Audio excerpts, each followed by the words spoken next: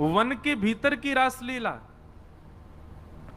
कुंज भवन की रासलीला, महलन की रासलीला, पर्वत गिरिराज जी की रासलीला, तो हर दिन एक एक रासलीला पे चर्चा होगी। जमुना जी पे कैसे है रही है, कुंज में कैसे है रही है, महल में कैसे है रही है, गिरिराज जी पे कैसे है रही है। और रसिक जनों के पद के साथ में वो कथा का क्रम विस्तार से वहां चलेगा। खूब आनंद आएगा, तब आइयो विस्तार से सुनाएंगे। अब तो हम नेक में ही थोड़ा थोड़ा कह करके चलेंगे। तो आओ रास की कथा में प्रवेश करें। भगवान पिता रात्रि शरदोत्फुल्ल मल्लिका विक्षरन्तुम मनश्चक्रे योग मायामुपाश्रित। सबसे पहली बात, मैं हर कथा में लगभग इस बात को कहता हूं कि रास का नाम सुनते ही अपने चित्त में नृत्य मत लेकर के आया करो। रास का मतलब नृत्य नहीं होता, रास का मतलब नाचना नहीं होता। रास का मतलब होता है मिलन। अब सुनो, रस और रास ये दो स्थिति हैं। जब हम ठाकुर जी से मिलने के प्रयास में रत रहते हैं तो उस स्थिति को रस कहते हैं, और जब हमारी भक्ति से प्रसन्न होकर के ठाकुर जी हमसे मिलने का मन बनाते हैं तो उसको रास कहते हैं। हम आप सब लोग अभी रस की अवस्था में, हम रास में नहीं आए, अभी रस की अवस्था में। हम ठाकुर जी को खिलाते हैं, हम ठाकुर जी का श्रृंगार करते हैं, हम ठाकुर जी को आनंद कराते हैं, पर हमारी भक्ति से प्रसन्न है कि जादना ठाकुर जी हमारे संग करने लगे लीला, वो ही रास हो गया। तो भक्ति कब तक करनी है कि हमारो रस रास में परिवर्तित हो। जैसे एक पद में गाया करता हूं, एक लीला भई गोवर्धन में, एक गोपी, ये कलयुग की बात है और ज्यादा नहीं, 450 वर्ष पुरानी घटना। श्रीनाथ जी जब विराजते थे 500 वर्ष के आसपास, तो सखी कथा सुन करके गई और कथा में व्यास जी बता रहे, बोले लाला घर घर जावे माखन चुरा के आवे, और बोले गोपी नयो नयो नूतन नूतन माखन निकारे ताकि लाला को लोभ आवे चुरावे को। तो वो गोपी अपने घर गई, घर जाकर के वहां माखन मथो, और वो माखन मथते समय हमेशा तो यूं सोचती लाला मेरो खावेगो, मेरो पति खावेगो, मेरी सास खावेगी, सबके काज माखन निकालूं, घी बनाऊंगी। लेकिन आज वो दही मथते मथते मन में विचार कहा कर रही है, मेरे यहाँ को निकरो भयो माखन कभी श्रीनाथ जी पावे, और मैं जाकर के नहीं पवाऊं, वो मेरे घर आके पावे। सुबह ने कहा कि मक्खन निकाल करके मटकी में भर के, और मन में विचार करने लगी, बोले अब उनको कहा पता होगी कि मेरे घर मक्खन निकोए, इतना बड़ा संसार, वो तो सबको ध्यान रखें, उनको कहा पता होगी कि मेरे घर में मक्खन धरोए। कोई बात ना, मैं ही बता के आऊं। मक्खन की मटकी संग में लेकर के गई और श्रीनाथ जी के मंदिर में खड़े है के सब तो दर्शन कर रहे हैं, और वो दूर से मक्खन के ऊपर की मटकी को भाग हटाए के ऐसे ठाकुर जी को दिखा रही है, लाला धौरी गैया के दूध को जमाए करके दही बनाए और वाकू मत करके बढ़िया मक्खन निकारो मैंने, आहा ऐसी सुगंधी आ रही है, कोई को ना दूंगी मैं, तेरे काजे निकारो है, तू आजा घर पे आके या कुछ चोरी कर ले जा, मैं कोई सो ना कहूंगी, तू बस चोरी कर ले जा। और ठाकुर जी को दिखा रही है दूर से मटकी। एक दिन है गयो, ठाकुर जी नहीं आए, दूसरे दिन फिर पहुंच गई, फिर दिखावे ठाकुर जी फिर भी नहीं आए। अब तो वहां को नियम बन गया, रोज मक्खन निकाले, और बोली मैं हूं देखूं कब तक नहीं आवे को, रोज पहुंच जाए और ठाकुर जी को मक्खन दिखावे। महाराज कल गुरु जी आए ना हमारे, बता रहे एक बात, ठाकुर जी के लार टपकन लगी होटल में से वाक्य मक्खन को देख करके। और वही समय सामने, अब श्रीनाथ जी तो बिल्कुल मूर्तिमंत है कि खड़े हैं, सब दर्शनार्थी दर्शन कर रहे हैं, सामने कीर्तन गा रहे थे श्री कुंभन दास जी। तो कुंभन दास जी भी होंगे यहाँ पर, कहाँ हैं? वो सब तो कोने में भैया, दिखाई दियो कहीं से दिख जाए तो। कुंभन दास जी, लाला पता हो तो कौन से हैं? वो भैया कैमरा वाले, कौन से कुंभन दास जी? वो हैं कोने वाले सब थे। बूढ़े बुजुर्ग से बेचारे। ये कुम्मन दास जी कीर्तन गा रहे, और कीर्तन गाते गाते नहीं दिख रहे, ऊपर ते ले ले भैया, सबन को दिखाए दे बड़ी स्क्रीन में। अब से यहां देखो सब लोग, जब देखें तब देखिए उन्हें। तो कुम्मन दास जी कीर्तन गा रहे, और कीर्तन गाते गाते कहा देखो ठाकुर जी के लार टपक रही है यहां ते, और लार टपकती देख के श्री कुम्मन दास जी मन में सोचने लगे, हो जय जय को कछु भोजन को मन कर रो दिखे। तो ठाकुर जी इन अष्ट सखाओं से बात करते थे। तो जैसे पर्दा आयो, कुम्मन दास जी पर्दा के भीतर झांक के बोले, जय जय कहा भयो, कैसे लार निकल रही है। तो ठाकुर जी बोले, एक गोपी आवे, रोज आवे, और रोज मटका में मक्खन लेके आवे, दूर से मुंह दिखावे, और मुंह को लोभ दे के जावे, तो या को पाके जा, या को पाके जा। दिखे कुम्मन दास? हाँ भैया, अब हटाए तो बस दिख गए ना। अब सोचो ये कैसे बूढ़े बुजुर्ग से, इनसे ठाकुर जी लीला करते। अब ये पूरी वृत्तांत जो मैं आपको बता रहा हूं ना, यही रास है, इसी को ही रास कहते हैं। हम आप सबन को ठाकुर जी ऐसे ही दिखाई दे रहे हैं, ये रस है, लेकिन कुम्मन दास जी को लार में दिखाई दे रहे हैं, ये रास है। हमारे राधा रमन लाल जी वृंदावन में सबन को ऐसे दिखाई दें तो वो रस है, लेकिन कभी कभी प्रसन्न हो जाए तो उनके दो दांत दिखाई दें, वो रास है। वो रास बिहारी ठाकुर जी हैं। ठाकुर जी अपनी लीला थोड़ी थोड़ी प्रकट करने लग जाएं, वही को रास कह में। तो कुम्मन दास जी बोले, जय जय कहा भयो, कैसे लार निकले। बोले, एक गोपी रोज आवे और मुंह को दूर से ही मक्खन दिखावे, यो के लाला आजा मेरे घर आके चोरी कर जा, और बता मुंह को लोभ दे के जा। भाई यो शर्म नहीं आ रही है, मैं परमात्मा, मुंह लोभ दे रही है। कुम्मन दास जी बोले, अरे ब्रज के लोग तो बड़े भोरे हुए हैं, जय जय कोई बात ना है, आप दूर से ही स्वीकार कर ले। दूर से ना, मेरी लार यही मारे निकली, अब तो मोरो खावे कोई मन है रो है। बोले, हजारों वर्ष है गए भैया, कृष्ण लीला के बाद चोरी ना करी, मेरो बहुत जोर ते मन है रोए, बाग गोपी के यहाँ चले, चल के चोरी करी आए।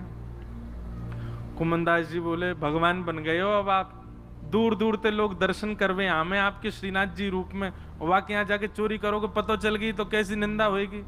ठाकुर जी बोले, निंदा कम है हमारी, दुनिया चोर कह के बुलावे, और कहा निंदा होगी। निंदा की चिंता ना है, मुख तो भैया वह माखन खावे को मन करो। और वह गोपी को भाव इतना बढ़िया लगे, कुम्भना तू मेरी जगह खड़े है कि देखेगो तेरे मुंह में लार आ जाएगी, ऐसा बढ़िया मक्खन निकाल के और दूर ते दिखावे। कुम्भन दास जी बोले, कहा करनो बताओ। बोले, रात्रि में जैसी शयन है जाए मंदिर को, सोई तू पीछे खिड़की पे आ जाइयो, और मैं खिड़की से छलांग मार के बाहर आ जाऊंगा, तेरे कंधा पे बैठ के दोनों चलेंगे चोरी करके आवेंगे। कुम्भन दास जी बोले, बड़ो बूढ़ो आदमी में मुंह पे चलो फिरो जाए ना है, आपको लेके कंधा पे कहां जाऊंगा मैं। ठाकुर जी बोले, कुम्भना तू बस एक बात, एक सूत्र अपना ले। बोले, कहा शीघ्रता रखियो, बस देरी मत करियो, विलंब मत करियो, और जैसो मैं कहूं वैसो कर तो चलियो, बाकी सब मैं संभाल लूंगा, तू बस ले चल मुझे। रात्रि में मंदिर कपाट बंद है गए, शयन है गए, सब दर्शनार्थी अपने अपने घर चले गए, मंदिर के सेवायत सब चले गए। वास में कुम्भन दास जी मंदिर के पीछे खिड़की पर जाके खड़े भये, और शयन के वस्त्र धारण किए, थोड़ी छोटी सी पाग पहन रखी है, गले में 2 माल धारण कर रखी हैं, बढ़िया गुलाब को इत्र लगा रखो, पीतांबरी पहनी। श्रीनाथ जी ने अपने मूर्तिमंत रूप को सचल बना लियो, हाथ पांव सब सीधे है गए ठाकुर जी के, और खिड़की से ऐसे निकल करके बाहर आए, कुम्भन दास के कंधा पे बैठ गए, दोनों पांव लटका लिए और सिर पकड़ करके ठाकुर जी ऊपर बैठ गए। अब तो छवि देखो कितनी सुंदर। अब ठाकुर जी कह रहे हैं, कुम्भना हाँ यहाँ से सीधो चल, आगे पोखर आएगी, बातें दाएं को मुड़ जाइयो, फिर वहां आगे तो बाएं को मुड़ जाइयो। कुम्भन दास जी, तुम कब हुआ है वाकई यहाँ? बोले, मैं गयो ना हूं, वो गोपी रोज आके मुंह को बता के जावे कि मां मेरो घर है, आ जाइयो लाला। कुम्भन दास जी के नेत्रों में आंसू आ जाते, आहा कितने बड़भाग, ये लीला मेरे साथ घट रही है, मुझे अनुभव हो रहा है, कितना कितना सुख है मेरे लिए। और ठाकुर जी कुम्मनदास जी के संग गए और वह गोपी के घर में ऊपर ते छत पे ते प्रवेश कर गए। सब सो रहे हैं गहरी निद्रा में और ठाकुर जी कह रहे हैं अचक अचक के चल, आवाज मत करियो नहीं तो आ जाएगी गोपी। ओ देख कुम्भना वो टंग रही मटकी, ले चल बा के पास। कुम्मनदास जी पाम पकड़ रखे, नेक नेक से पाम है ठाकुर जी के, पाम पकड़ करके ले गए। सोई ठाकुर जी ने अधर सिर पकड़ करके यहाँ तो दोनों पाम रख लिए और सिर को नेक छोड़ के अपनो नेक बैलेंस संभालो गिर नहीं जाऊं, और तुरंत वो मटकी पकड़ ली, छीका पे लटक रही ऊपर। अब तो ठाकुर जी निकार निकार करके प्रेम सो पामे। कुम्मनदास जी बोले अकेले अकेले पाओगे नेक दे दो नीचे प्रसाद। सो ठाकुर जी मक्खन लेके अपनी जीभ से चाटे और अपनो झूठो मक्खन ही ऐसे नीचे हाथ करके गए ले कुम्मना। अब कुम्मनदास जी के कभी आंख पे लग जाए, कभी नाक पे लग जाए, कभी मुंह पे लग जाए, पर कुम्मनदास जी के तो रोम रोम नृत्य कर रहा है, नेत्रन से अविरल अश्रुधार गिर रही है। आहा ये लीला ठाकुर जी की कैसी मधुर। कुम्मनदास जी बोले नेक देखूं तो सही चोरी की लीला है कैसे रही है। तो कुम्मनदास जी ऐसे पाम पकड़ के जैसे ही ऊपर देखने लगे, सो महाराज ठाकुर जी तो मक्खन निकार निकार करके पा रहे हैं और ठाकुर जी की धोती है का वो ढीली है कि नीचे को खिसक रही है। कुम्मनदास जी बोले जय जय जय जय संभालो, हो है जाएगी नहीं तो हो। जैसे ही कुम्मनदास जी ने कही सोई ठाकुर जी ने चार भुजा प्रकट कर ली, दो भुजा से तो धोती पकड़ के खड़े और दो भुजा से मक्खन चुरा रहे हैं। बोले चतुर्भुज भगवान की। कुम्मनदास जी बोले चतुर्भुज बहुत देखे लेकिन ऐसा नहीं देखो, दो भुजान ते धोती पकड़ के खड़ो है और दो भुजान से मटकी से मक्खन चुरा रहे है। और वह छवि को देख करके कुम्मनदास जी तो अपनो सब बेसुध है गए, ठाकुर जी के पाम वाम सब छोड़ छाड़ दिए। अब तो वो तो बिल्कुल महाराज ढीले से पड़ गए, बेहोशी सी आ रही है उनको देख करके कि ये लीला मेरे संग क्यों है रही है। ठाकुर जी ए कुम्मना तू हिलकाई करो, ए कुम्मना ऐसे मत कर मटकी गिर जाएगी। अब कुम्मनदास जी तो मूर्छा में आ गए, ठाकुर जी के हाथ से मटकी गिर गई और जैसे ही फूटी घर के सबरे लोग चोर चोर चोर आ गए हो, चोर आ गए हो, चोर आ गए हो। कुम्मनदास जी तो नीचे गिर गए, ठाकुर जी ने छींका पकड़ रखो, लटक गए ऊपर। और लटके लटके ठाकुर जी ने देखी भाई आज पकड़े जाएंगे, तो जोर की एक छलांग मारी और ऊपर से भाज के महाराज ठाकुर जी तो भाज गए, कुम्मनदास वहीं रह गो। इतने में ही गोपी आई, गोपी ने आके कही कौन चोर है, या में डंडा दो। दो चार डंडा मार दिए महाराज, लेकिन कुम्मनदास जी को कहां पीड़ा होनी। जब लालटेन जला करके देखी तो गोपी बोली ये तो कुम्भनदास बाबा है, मंदिर में कीर्तन गावे। अरे बाबा मैं तो मक्खन को ले जाती कि लाला भोग लगावे आएगो और तू आगो यहाँ चोरी करवे, शर्म ना आई तो को है बुढ़ापे में चोरी करे। कुम्भनदास जी के तो नेत्रों से आंसू बह रहे हैं, नेत्र खोल करके जब कहा कौन सी गोपी है तुम में ते जो मक्खन लेके जावे, तो गोपी बोली मैं हूं, मैं लेके जाऊं। मैं ही कहती लाला ते लाला का दिन आ जा, लाला तो आयो नहीं जी बूढ़ा पड्डा आगो मेरे घर। कुम्भनदास जी वाके चरणन में गिर गए और चरणन को हृदय से लगा करके तब कुम्भनदास जी ने जो पद गायो, तू है सखी बड़ भाग बड़ी, नंदलाल तेरे घर आवत है। तू है सखी बड़ भाग बड़े, सब लोग गाओ, नंदलाल तेरे घर आवत है। ये रास है, इसको रास कहते हैं, नृत्य को रास नहीं कहते। तू अपनो श्रृंगार करत है, तू अपनो श्रृंगार करत है। ये दर्पण हाथ दिखावत है, ये दर्पण हाथ दिखावत है। तू है सखी बड़ भाग बड़ी, गोपाल तेरे घर आ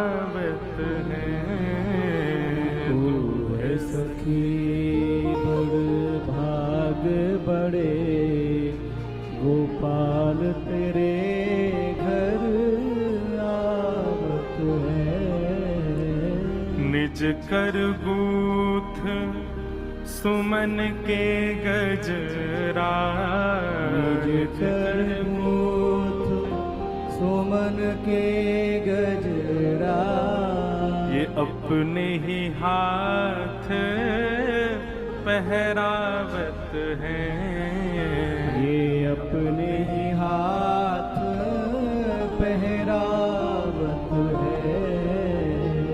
तू है सखी बड़ भाग बड़े, गोपाल तेरे घर आवत है।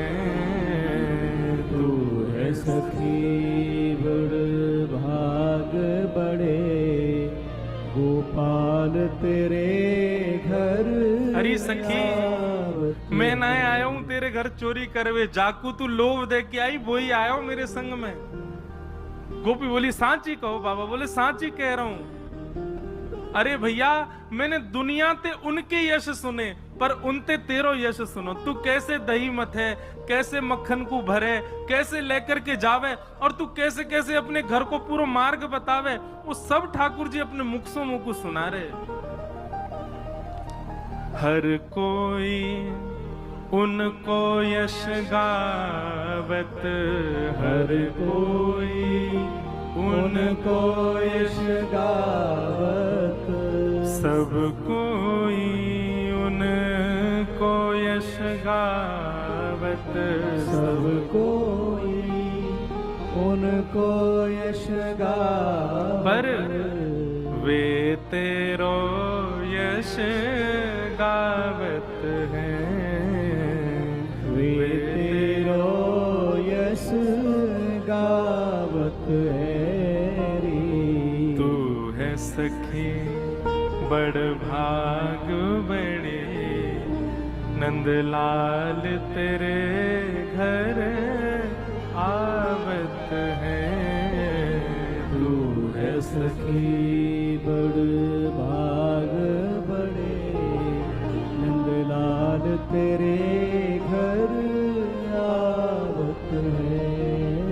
कुंभन दास लाल गिरधर के, कुंभन दास लाल गिरधर के, कुंभन दास लाल गिरधर के, कुंभन दास लाल गिरधर के। ये तो तेरे ही हाथ बिकावत हैं, ये तो तेरे ही हाथ अरे बिकावत है। बड़े बड़े ज्ञानी, बड़े बड़े तपी, बड़े बड़े योगी सन्यासी आके चले गए, जे कोई सो ऐसे ना मिलवे जामे, ये कोई सो ऐसे ना मिले, ये कोई की बात ना सुने, ये कोई की तपस्या स्वीकार ना करें।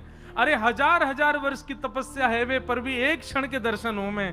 लेकिन तू भूरी भारी सखी, तू पढ़ी लिखी ना है, तो कछु आवे ना है, लेकिन तेरे भोरेपन पर रीच के जगत नियंता जगदाधार तेरे घर माखन खावे आयो। कुंभन दास लाल गिरधर के, कुंभन दास लाल गिरधर के। ये तो तेरे ही हाथ बिकावत है, ये तो तेरे ही हाथ बिकावत है री।